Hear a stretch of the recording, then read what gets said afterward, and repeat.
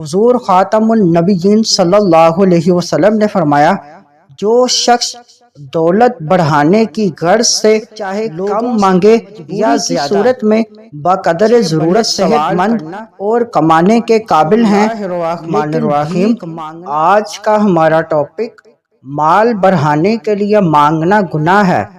سیدنا ابو ہریرہ رضی اللہ تعالیٰ عنہ سے روایت ہے کہ حضور خاتم النبیین صلی اللہ علیہ وسلم نے فرمایا، جو شخص دولت بڑھانے کی غرض سے لوگوں سے ان کے مال کا سوال کرتا ہے تو وہ انگارہ مانگتا ہے، اب چاہے کم مانگے یا زیادہ، ہر صورت میں گناہ گار ہے۔